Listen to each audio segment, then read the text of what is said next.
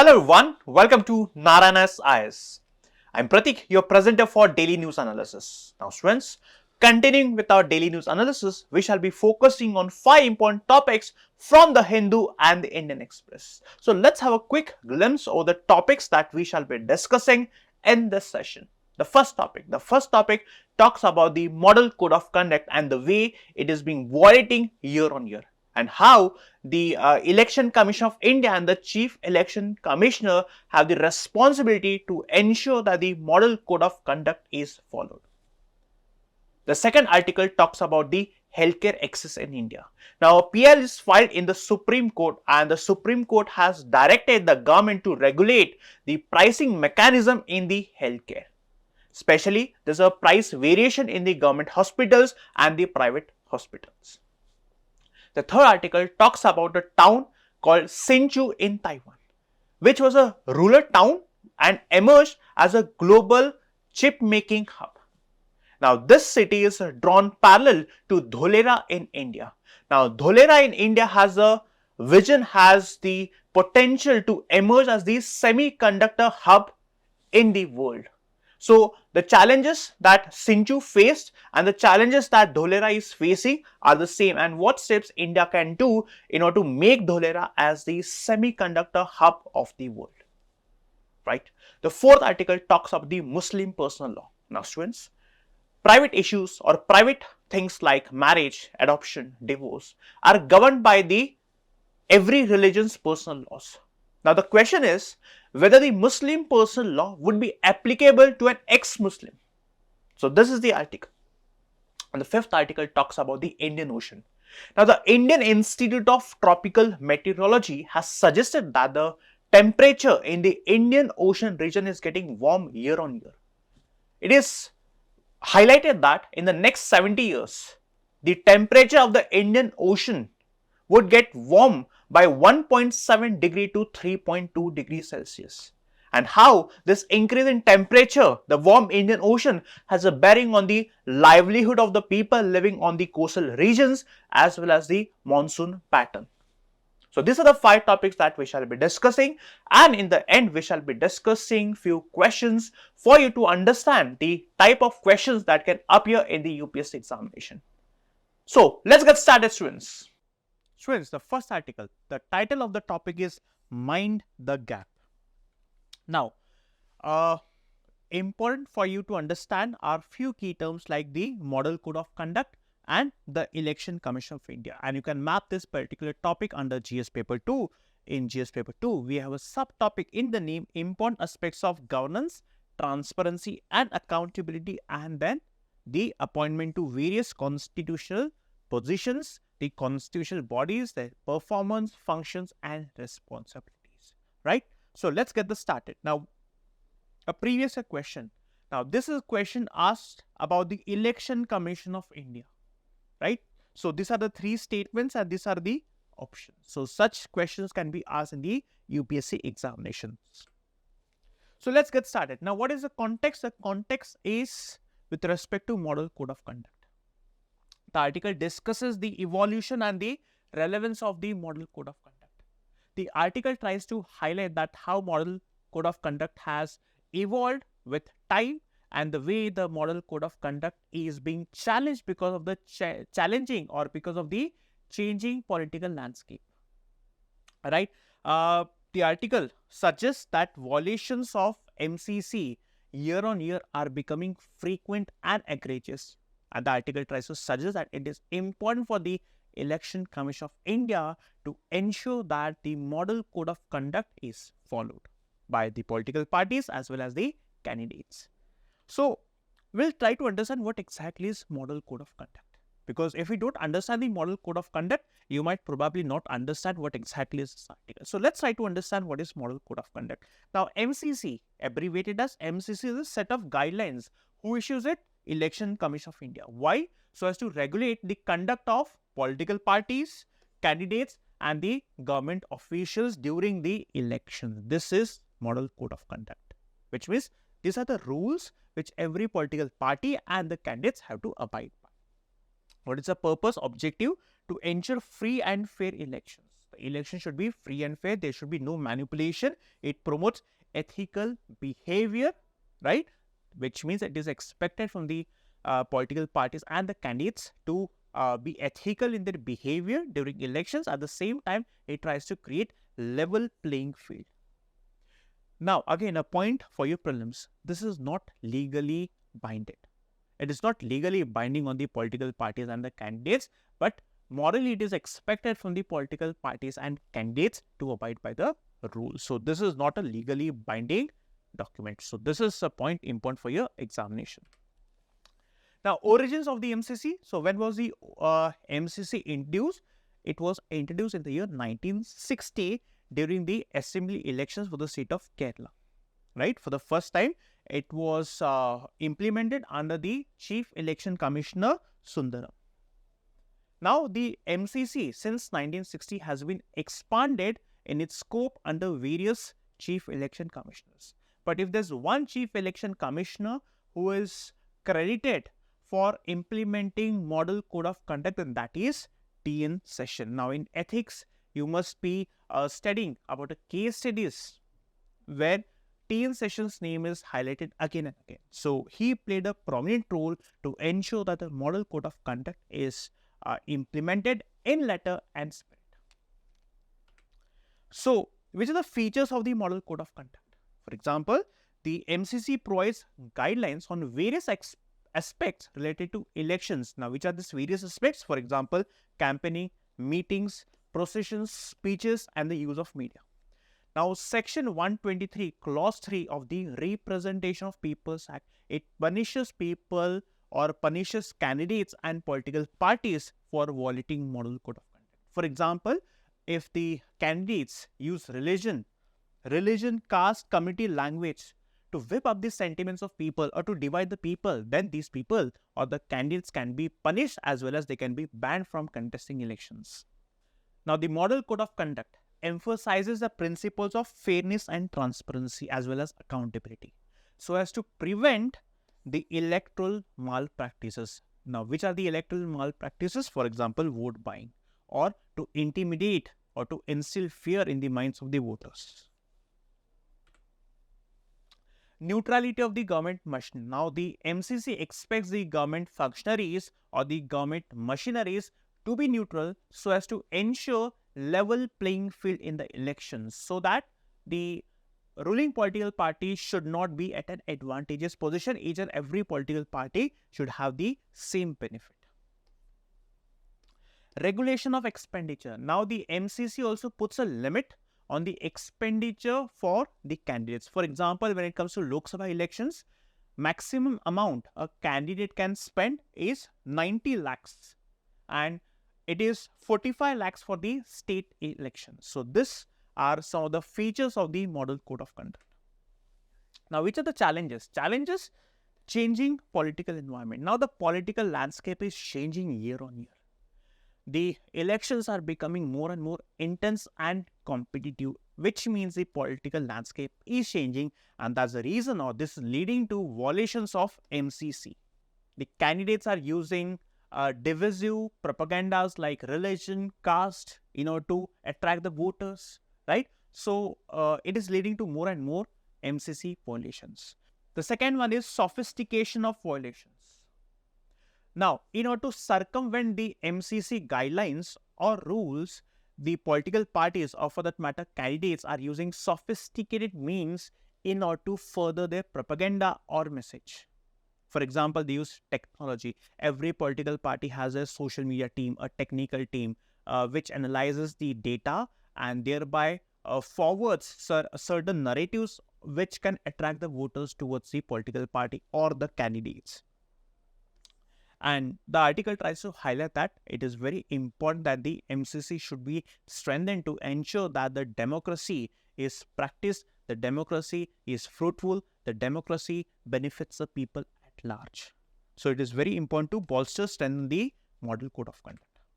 So, what are the proposed solutions to enhance the MCC or to strengthen the Model Code of Conduct? For example, we can impose punitive measures. For example, we can penalize the candidates and political parties who violates the MCC. For example, the ones who indulge in hate speech are the ones who are indulging in hate speech to attract the voters or use abusive language against the other leaders of political parties. Then graduated penalties, which means first warning can be given to a candidate or political party. Now, if they fail to abide by the rules, then the Election Commission of India should also have the power to ban that candidate or the political party from contesting the elections. Vicarious liability for political parties. Now, it is important that the political party should have or should be responsible, should be liable to ensure that they follow the model code of conduct, right? And in case they fail, then fines or actions can be imposed on the political parties. Then the third one is streamlined enforcement process. Now, the law enforcement agencies have to ensure that prompt action is taken within 72 hours. Once a violation has been committed, within 72 hours, action has to be taken. There should be transparent database of reported violations. Then integration with legal mechanism. Now, it is very important for the law enforcement agencies like the police to initiate legal action. At the same time, taking a legal action is not going to be sufficient. It is important that there should be followed by the law enforcement agencies, right? And then promoting model leadership. Now, it is very important that the leaders have to be responsible. We need to have model leader or leader who should take the responsibility, who should set a precedent by behaving ethically, by behaving morally, so that the leader can set a precedent for other leaders to follow. And that's the reason it is very important that the politicians, or we need to have such leaders who can promote ethical leadership. So, in conclusion, it is important to understand that the effectiveness of MCC lies or rests on the adaptability to the evolving political dynamics, right? So, by ensuring that the solutions are implemented, or for that matter, by imposing fines, penalties, or punitive measures, it is important that the political parties and candidates should be forced to abide by the model code of conduct to ensure that there is level playing field, at the same time to ensure that the elections are transparent, fair, and accountable, right? I hope students have understood this particular article. Students, the title of the second article is "The Court's Nudge on Hospital Charges, a Reform Opportunity." Again, this article talks about the healthcare access in India. This article especially talks about the private healthcare system. Again, this topic you can map under GS paper 2, issues relating to management and development of social sector or services, including health, education, and human resources, right? So, there's a question in the means examination in the year 2015. The question was, public health system has limitation in providing universal health coverage. So, do you think that the private sector can help in bridging this gap? Right? So, here you need to understand the challenges that the public healthcare system is facing and how the private sector can fill in the gaps by ensuring the universal access, healthcare access, at the same time the affordability of healthcare, right? So, what is the context? A PIL was filed in the Supreme Court stating that the private hospitals or the private healthcare providers are charging exorbitant amount, right? And keeping this in mind, the Supreme Court directed the government to ensure that there should be standardization of prices in the private healthcare services, right? So there's disparities in procedure costs in the government hospitals and the private hospitals. Now, in this context, it is important to understand the Clinical Establishment Act 2010. Now, students, this article talks about the various facets or various aspects, various dimensions about the private healthcare system. But from the exams point of view, this act becomes extremely important. So, let's try to understand what exactly is this act.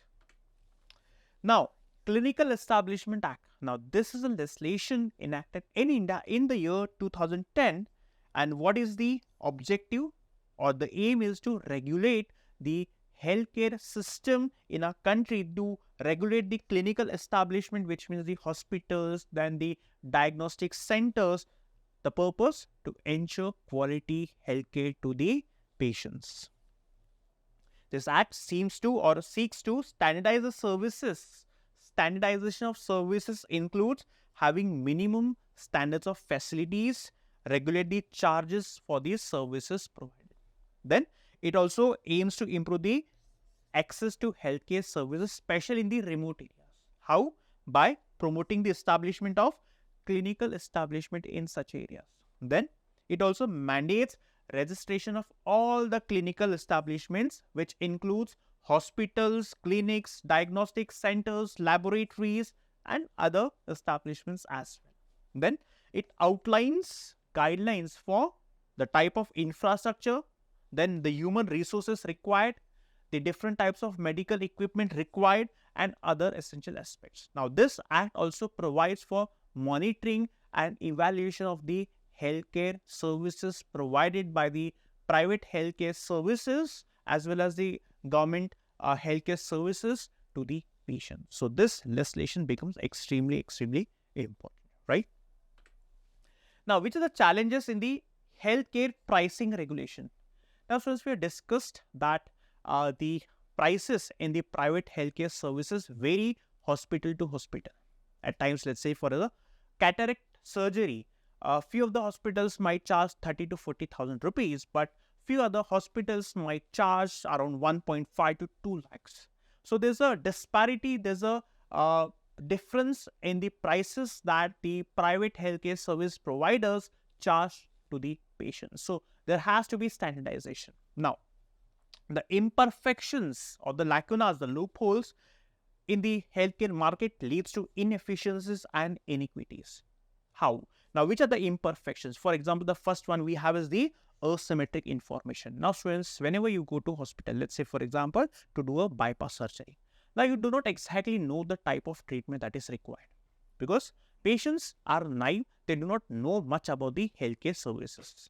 So, they consult the doctor. Now, the doctors, they storm the patients with different treatments or different options. Now, here, the patients do not have adequate knowledge, right? That's the reason the healthcare service providers, they inform the patients to go with many treatments that might not be necessary as well. For example, the provider induced demand.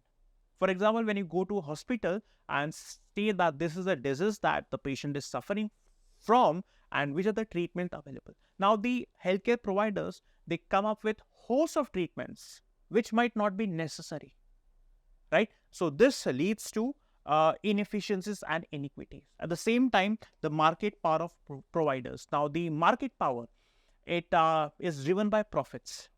Now, when it comes to profits, they try to get the profits from the patients by charging them more or by prescribing them the treatments which might not be necessary. So, a simple solution can be standardization of prices, but no, the standardization of prices can oversimplify the complexity in the healthcare service provided. Why? Because standardization of the prices without taking into consideration issues such as cost of care delivery, quality of services, clinical autonomy, and patient access. Now, standardization without taking into consideration these factors can lead to unintended consequences, which is not good for the market, right? So, we need a comprehensive approach to deal with this problem. For example, there's a concept of yardstick competition. Now, what is this yardstick competition? Now, here, the regulatory authorities, they set a benchmark price based on the market condition. But again, the implementation might witness challenges. For example, challenges in terms of, because the patients, the demographics of the patients might be different. Then there can be difference in the type of infrastructure. At the same time, the diseases or the burden of diseases spread across different regions, right? So, it is very important to set a benchmark for price determination, because setting a benchmark for prices or setting a benchmark with respect to prices with help the regulatory authorities to guide the healthcare providers as well as the insurers, and the regulatory authorities can also prevent the healthcare providers from charging exorbitant. Now, setting a benchmark for prices will also help the patients with respect to taking informed decisions. That's the reason it is important to set a benchmark for prices. Then the role of standard treatment guidelines. Now, every disease has a procedure, has a treatment, right? Now, the treatment might vary hospital to hospital, or it might also vary from doctor to doctor. But the author of the article tries to state that there has to be or efforts needs to be taken to have a standard treatment guideline. Why? Because if there's a standard treatment, this can also help both the patients as well as the healthcare service providers. Now, having a standard treatment will help the healthcare service providers to estimate the costs and the resources required to provide that type of treatment. And it is also important for the patients to understand the cost that might incur for this type of treatment so that they can manage their finances, right? So, it is very important to have a standard treatment guidelines. Then, ensuring clinical autonomy. Now, you cannot have a standard treatment for each and every disease. There can be a standard treatment, but again, here it is important to allow the healthcare professionals like the doctors to use their own expertise. For example, for a particular type of disease, two different doctors might have their own different treatments or their own treatments. Now, the doctors, based on their experience, based on their study of the disease, based on their intuition, based on their instincts, might go for a treatment which might vary from the standard treatment guidelines. Now, it is important to ensure clinical autonomy so that the doctors can incentivize, or the doctors can use their innovation, their expertise to find a remedy to the problem or to the disease, right? So, this solution is required. Now, paying for healthcare.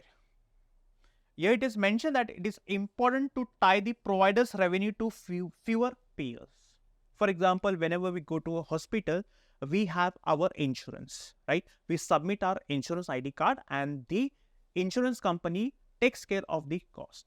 But let's say, for example, you are running a clinic and there are many patients who are coming to your hospital. They have the insurance of different companies, and let's say of the different government schemes.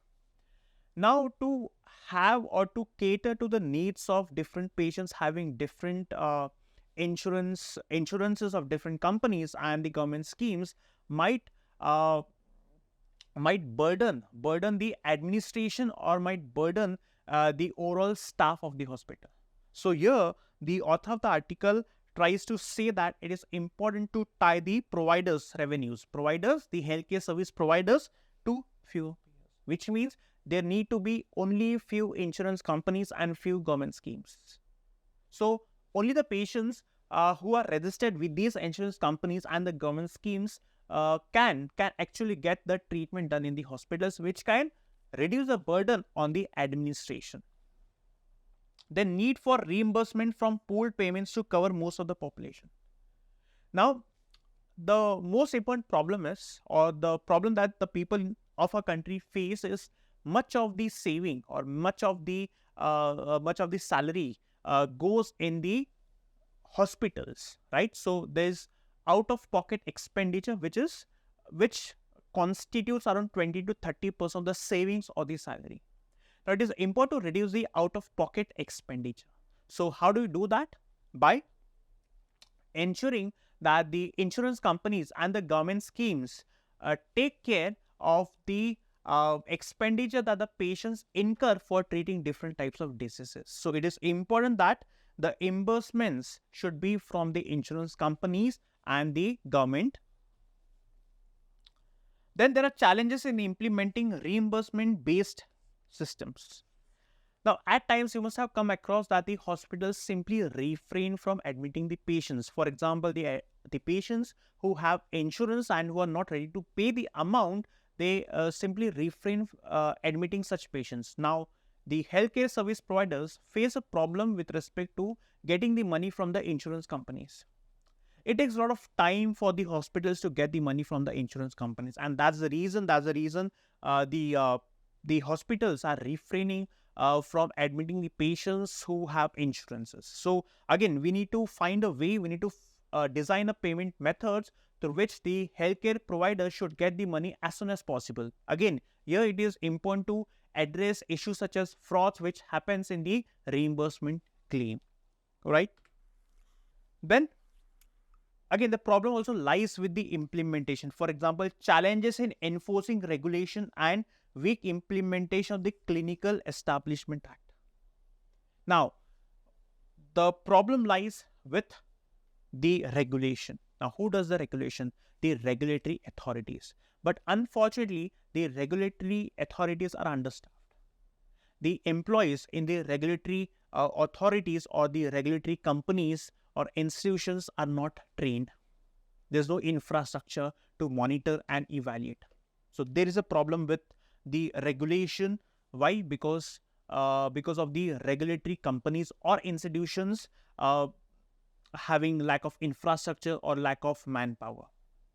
Then limited impact of command and control regulation. Now, what is command and control regulation? For example, command and control regulation refers to ensuring that the rules or the provisions are implemented in letter and spirit. But when the enforcement mechanism is weak, then the command and control regulation also takes a beating. Which means, in a way, if the regulatory enforcement or mechanism is weak, then in a way the regulatory institutions or agencies simply fail to enforce the provisions of the Clinical Establishment Act, right? Then again, we have to learn from the past mistakes. We have to understand why the regulatory institutions are failing to monitor and evaluate the implementation of the act. It is important to understand that issues such as lack of training, lack of infrastructure needs to be taken care so that the rules are adhered in letter and spirit. So to conclude, it is important to have a feasible, implementable and stakeholder inclusive policies which can benefit the patients as well as the healthcare service providers. Then the future efforts have to build on the existing health financing reforms, because finance is a major hurdle due to which people are not able to access quality healthcare. So that's the reason financing also needs to be taken care so that majority of the population or the entire population should have the advantage of seeking healthcare, quality healthcare services. So I hope students you understood this article. Students, the title of the next article is Inside a Small Taiwan City, a Blueprint for India's Chip Dreams. Now, it is important to understand the semiconductor industry and the semiconductor chips, right? Again, you can map this particular topic under GS paper 3. So, a previous question, account for the present location of iron and steel industries away from the source of raw materials. Okay? Such type of questions can be expected. Now, what is the context? There's a town called Hsinchu in Taiwan. Now, Hsinchu has graduated from being a rural town into the world's largest making chips.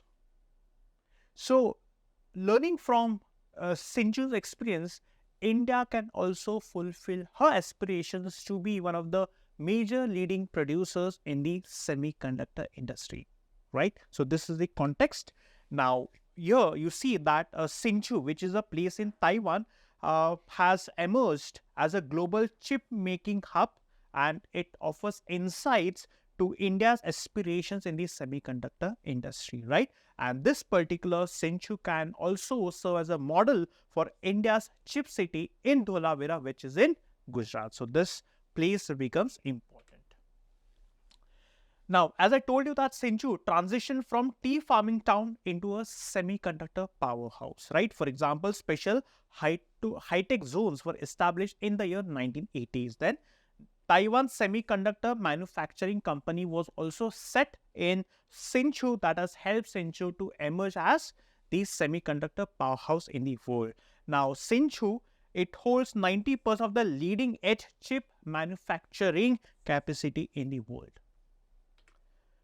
So, which factors were responsible for the success of Hsinchu in emerging as the semiconductor powerhouse? First of all, the government incentives to attract technological talent and investments. How? By offering subsidies and technology transfer. Then establishment of Industrial Technology Research Institute. Then the government's decision to transition from chip making to facilitating private sector growth. Then the significance of universities, that is education in nurturing the semiconductor talent. Here we get to see that the government initiatives in terms of the universities or education to attract the technological talent. And then the role of quality of life, which means the quality of life including housing, education and recreation, which help to attract and retain the skilled workers. These were the factors responsible. What lessons can India learn? Now, the challenges that Hsinchu faced in its early days is the same challenge that Dholera is facing. Now, the success of India's semiconductor industry would lie on the vision of the political party in power, right? So, again, it is important to assess Dholera's infrastructure readiness and take necessary action, right? So, holistic development, the focus should be on holistic development, which should move beyond core infrastructure, which should focus on quality of life, right? For example, education, recreational facilities, etc. Now, upcoming projects like the International Airport in Dholera can facilitate industrial growth, right? So, then the imperative, the need for long-term commitment and collaboration between government, industry and academia, which will help India to emerge as a semiconductor powerhouse. So, again, India has to learn from the experiences of Hsinchu that will help India to emerge as a semiconductor superhouse, which will help our economy as well as the life of citizens. So, this is the article. So, I hope students have understood the article. Students, the title of the next article is, Will Muslim Personal Law Apply on Ex-Muslims? Now, in this context, you need to understand the Muslim Personal Law, Uniform Civil Code, Article 25, etc. Again, you can map this particular topic under GS paper 1. So, again, a means type question can be asked in the examination, right? So, this is the question. Let's start with the context. The context is that Safia, who is the General Secretary of an organization of ex-Muslims, is seeking a declaration allowing individuals who choose not to be governed by the Muslim personal law be governed under the secular laws like the Indian Succession Act 1925, which means the Muslims who have come out of the religion and who were initially, when they are Muslims, governed under the Muslim personal law, now these ex-Muslims want they should be governed under secular laws like the Indian Succession Act. Now, the absence of provision for ex-Muslims, it leads to a legal vacuum. So, this is the context, but first we need to understand what is a personal law. So, what is a personal law? Personal laws are the family laws or the religious laws. They are the legal systems that govern matters related to personal status like marriage, divorce, inheritance and adoption. For example, when it comes to marriage, divorce, adoption and inheritance, the personal laws related to different religions apply on people belonging to different religions. For example, let's say I am a Hindu, then the Hindu personal laws would be applicable on me with respect to marriage, divorce, adoption, inheritance, succession. So, people belonging to different religions are governed by their respective religions' personal laws. But what about the people who are no more a part of that religion? This topic talks about the rights of people who have come out of the religion. Right? So, what are the challenges? The Supreme Court was initially reluctant. Why? Because the individuals not making a declaration under Section 3 of the Muslim Personal Law would not be governed by the Act. Right? So, the bench later recognizes the existence of a void in the absence of a declaration, which means there's a legal vacuum. The article argues that the absence of provision for ex-Muslims to officially disassociate themselves from Muslim personal law creates a legal vacuum. For example, let's say there's a Muslim person, okay, who has come out of the religious fold, which means he is no more a Muslim. But when it comes to the civil rights like marriage rights or the divorce, adoption, inheritance, under which laws they would be governed under? This is a primary question. When they're Muslims, they would be governed under Muslim personal law. But now there are no more Muslims. So the petitioners are seeking that for the ex-Muslims, these secular laws like the Indian Succession Act should be applicable. As of now, they do not have any legal protection.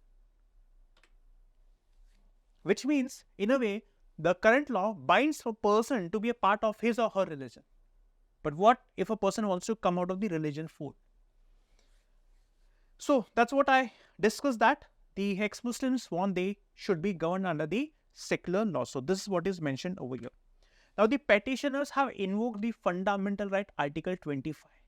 Article 25 allows a person to choose his or her religion based on his or her conscience. So the petitioner wants that the fundamental right of Article 25 be followed or be practiced. So again, the article overall talks about the people who are come out of the religious fold and want to be protected under the secular laws like the Indian Succession Act, etc. So I hope students you have understood this particular article. The title of the next article is Warming of Indian Ocean. Important for you to understand is the marine heat wave and the warming of Indian Ocean, and you can map this particular topic under GS paper 3 conservation environment, and also this topic is important for the prelims examination. So again, a question can be asked of this nature, right? So please read the question and try to get an idea of the type of questions UPSC can ask in the examination. Now, a study was conducted on the Indian Ocean by the Indian Institute of Tropical Meteorology. They highlighted that the Indian Ocean is getting warmer year by year. Now, the study reported that in the last 70 years, the Indian Ocean witnessed the temperature increase by 1.2 degrees Celsius in the last 70 years. But the study highlights that in the next 70 to 80 years, the Indian Ocean is going to witness an increase in temperature in between 1.7 degrees Celsius to 3.8 degrees Celsius. This is quite alarming. We know what are heat waves, but what are marine waves or marine heat waves? They are the counterpart of the heat waves, right? Now, this marine heat waves is linked to the formation of cyclones. The current average is 20 days per year. We witness cyclones in our country. The increase in temperature, right, might lead to the formation of cyclones, which can increase up to 10 times from the current 20 per year. It might increase up to 220 to 250 days per year, which means we will arrive at a permanent heat wave like situation by the end of the century. This is such an alarming news or alarming information. Now, again, the characteristics of marine heat waves can be asked in your prelims examination. For example, the marine heat waves are characterized by unusually high sea surface temperature, 1 point, which can again persist for several days and weeks, right? Now, the increase in temperature also leads to increase in the ocean's heat content, which will provide more energy to these cyclones. Second point. Third, this additional heat, it results in the higher evaporation rate, which is very, very important for the cyclone formation and the intensification. Next, the higher sea surface temperature also leads to greater heat or the greater latent heat flux. Now, what is this? The energy released when the water vapor condenses into liquid. This is known as latent heat flux. Now, this process releases heat, and this fuels the cyclone, which leads to cyclone formation. Now, this latent heat, again, a very important point for your prelims. They can ask you a few statements. This statement is very important. Is essential for maintaining and intensifying the conventional cycles within the cyclone, which leads to cyclone and the intensification of cyclones. Now the implication. The first is the heat content. Now the heat content of the Indian Ocean is measured down to a depth of 2000 meters. It is currently increasing at a rate of 4.5 zeta joules per decade, which can increase up to 16 to 22 zeta joules per decade in the future. First. Second is sea level rise. Now again, the rising heat contributes to sea level rise, which is a result of thermal expansion of water. Third, environmental impact. Now this marine heat wave is likely to impact coral bleaching, the seagrass, the destruction of seagrass, and the loss of kelp forest. So we need to understand what is coral bleaching, seagrass, and kelp forest. So what is coral bleaching? Now in the coral bleaching, right, the corals, they expel the algae or the zooxanthellae, which helps to give color to the corals. Now because of the impact of the external environment, let's say warm temperature, the corals expel the algae, which is important to give color to the corals. And as it expels the algae, the coral turns into white. This is coral bleaching, warm temperature. Second is seagrass. Now the marine heat waves would lead to destruction of seagrass. Now what are seagrass? They're flowering marine plants. Again, such type of statements can be asked in the examination. With tiny flowers and varying leaf shapes, evolved from terrestrial ancestors about 70 to 100 million years ago. They perform photosynthesis, reproduce sexually as well as asexually, and are vital for ecosystem service. Again, a very, very important point for your prelims examination. Then kelp forests. They are the underwater ecosystems of large brown algae which thrive in cool, shallow waters and near shores, anchoring to the sea floor and reaching the surface to utilize the sunlight. These forests are crucial habitats for numerous marine species and significantly enhance the coastal productivity by generating biomass. They contribute to 60% of the carbon in coastal invertebrates. So this coral bleaching, seagrass and kelp forest is very, very important for you to understand for your prelims examination. I hope since you understood this article. Friends, it's time to discuss the prelims practice questions. So let's get started. Question number 1. Following statements regarding the environmental effects of marine heat waves. Now the frequency of marine heat waves in the Indian Ocean is projected to increase, potentially leading to near permanent heat wave state by the end of the century. This is the point exactly that we discussed in the article, isn't it so? Now the marine heat waves contribute significantly to the decrease in coral bleaching events by stabilizing. This is incorrect. Marine heat waves would lead to coral bleaching, destruction of seagrass. This is what we discussed. This is incorrect. Increased marine heat waves are expected to reduce the occurrence of tropical. Wrong. This is expected to increase the occurrence of tropical cyclones. So even this is incorrect, which means only statement 1 is correct. Which of the above statements are correct? Only one. Answer A, option is the correct answer. Next question. This is regarding the limitations placed on right to religious freedom under Article 25. What is Article 25? Article 25 allows a person to choose his or her religion based on his or her conscience. The state can make any law regulating or restricting any economic, financial, political or other secular activity associated 100%. The religious freedom is not absolute, it is restricted. The state can make laws for the social welfare and reform even if they impose limitations. Very true. For example, the banning of triple talaq. The wearing and carrying of kirpans by the Sikhs shall be deemed to be included in the profession. Yes, these are the exception, which means the Sikh people are allowed to wear and carry kirpan. The state cannot impose restrictions on the ground. Wrong. The state can impose. So this is incorrect. 1, 2, 3. Which means option C has to be the correct answer for question number 2. Which article of the Indian Constitution mentions UCC? Very simple, Article 44. That is option C is the correct answer. What is Uniform Civil Code? Which means, as we discussed in the article, that the people of different religions are governed by different religious laws. Now, Uniform Civil Code is going to replace all the personal laws for all the religions, which means there will be common laws for people belonging to different religions. So, option C is the correct answer. Which of the below countries is the leading producer of semiconductor chips in the world? Taiwan. Simple. What is the primary objective of the Clinical Establishment Act in India? To provide financial wrong, to regulate the rates of hospital procedures in the to ensure standards of care and safety for patients, to safeguard, this one is incorrect. So again, I'm confused between option B and C. To regulate the rates of hospital procedures. Now, this was a direction given by the Supreme Court to the government. So the correct answer has to be option C, that is to ensure standards of care and safety for patients in the healthcare facilities. Now, mains practice question. Discuss the role of the Election Commission of India in the light of the evolution of the Model Code of Conduct.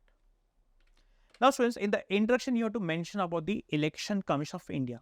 You have to mention Article 324, the superintendence of the Election Commission of India to conduct elections for the President, Vice President, Parliament and the State Legislative Assembly elections, and how important it is for the Election Commission of India to ensure or to enforce the Model Code of Conduct. Then in the body, you have to mention what is Model Code of Conduct. Now, these are the set of guidelines issued by the Election Commission of India to regulate the elections in our country with respect to the political parties, or it regulates the conduct of the political parties, candidates and the government officials, right? Then you have to highlight the challenges that the Model Code of Conduct is facing, or the way Model Code of Conduct was evolved. For example, in the year 1960, Model Code of Conduct was first enforced in the Kerala Assembly elections, right? Then subsequently, the Model Code of Conduct expanded its scope to include various dimensions in the Indian elections, right? Then you can mention the challenges, and then in the conclusion, you can mention the solution, to force the political parties and candidates to abide by the Model Code of Conduct. For example, we can penalize the actions of the political parties and the candidates. Then there should be moral leadership, right? Ethical leadership, ethical behavior should be promoted, right? Then the leaders should set an example by following the Model Code of Conduct. The Election Commission of India should be stringent to enforce the Model Code of Conduct, and there should be a deterrence mechanism so that no one dares to violate the Model Code of Conduct. This is how you frame the answer. I hope students have understood how to frame and mains answer. That's it from our session on daily news analysis. I hope you have understood all the 5 articles, topics that we have discussed from the Hindu and Indian Express. Students, if you want our DNA to be continued every day, then please do like, share and subscribe to Narayana's Eyes. Thank you so much.